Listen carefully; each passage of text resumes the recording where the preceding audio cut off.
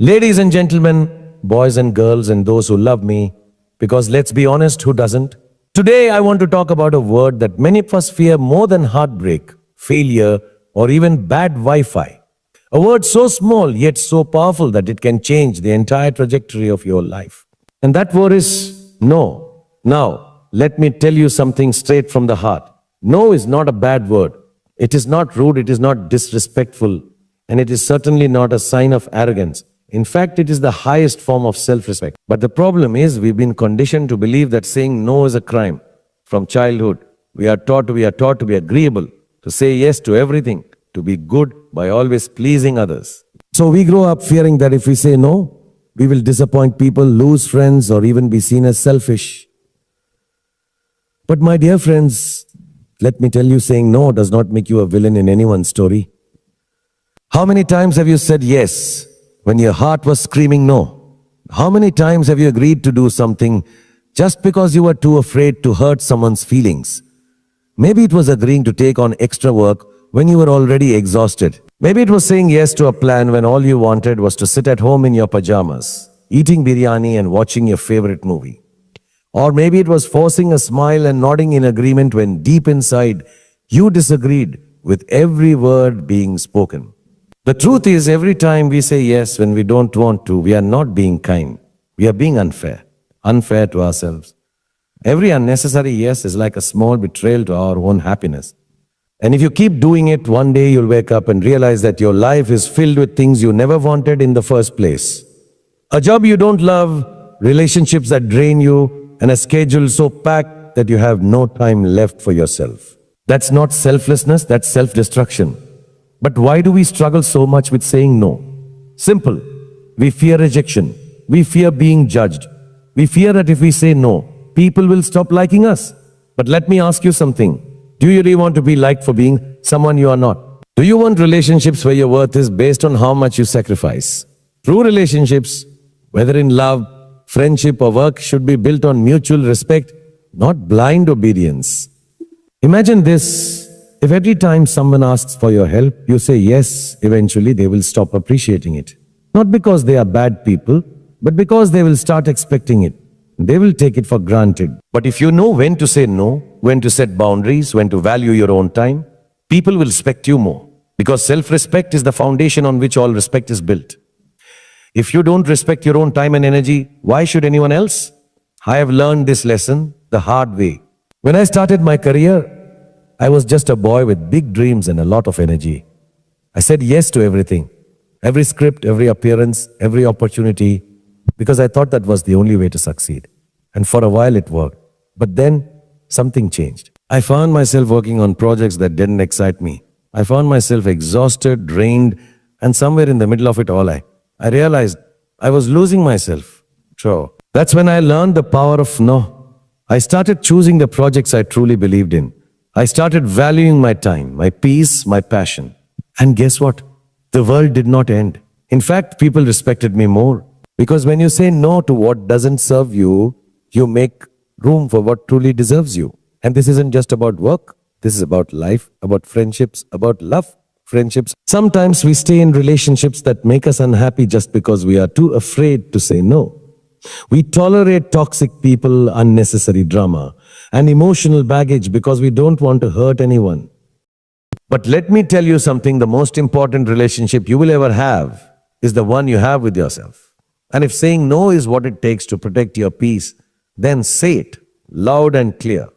People will call you selfish, let them. People will say you have changed, take it as a compliment. Fasan. Growth is about knowing your worth.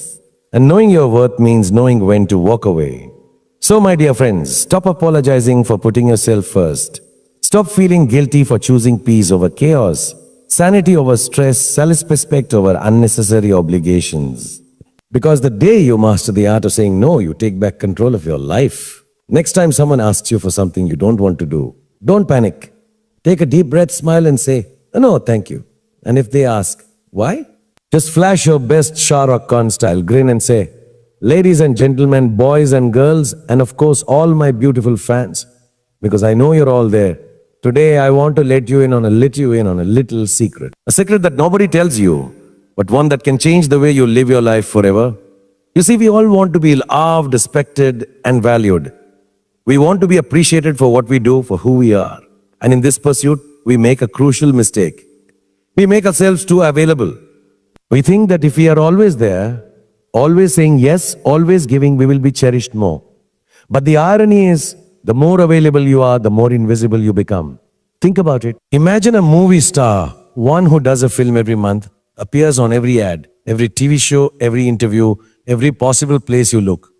At first you might be excited, but after a while you start thinking, yaar, ye to har jaga hai. Their presence stops feeling special, and soon you stop paying attention. But then, think about those who choose their appearances wisely, who know when to step back, when to say no, when to create a little mystery. When they finally appear, the whole world watches. This is true for everything in life. Whether it's your time, your presence, your love, or your energy, if you give too much of it, too often without boundaries, people start to take it for granted. They assume you will always be there, always say yes, always agree. And the moment they assume your presence is guaranteed, they stop valuing it.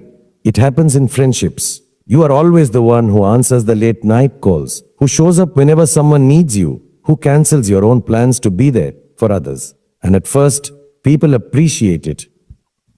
But soon they stop thanking you. They stop noticing. They start assuming that you will always be there. And the day you need them, suddenly they are too busy. Because they have never had to earn your time. It was always just there. It happens in relationships.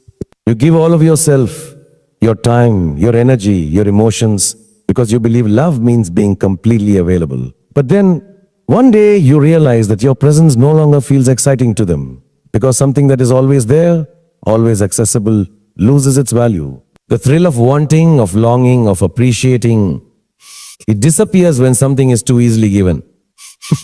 And it happens at work too. You are the employee who never says no, the one who takes on extra work, who stays late, who always agrees to do more. And at first they praise you, but soon they start expecting it. It stops being a favor and starts being a habit. And the day you finally say no, they don't appreciate all the times you said yes. Instead, they wonder why you are suddenly not being a team player. This is the harsh truth of life. We don't value what we have too easily. It's not because people are bad. It's just human nature. The rare, the exclusive, the things we have to wait for, those are the things we cherish. That's why the moon fascinates us, why diamonds are more precious than stones, why festivals feel so special, because they are not available all the time. So my dear friends, let me tell you something important. Your time is the most valuable thing you own. Your presence is a gift. Your energy is sacred. Do not waste it on those who do not appreciate it. Learn to say no. Learn to step back. Learn to let people miss you.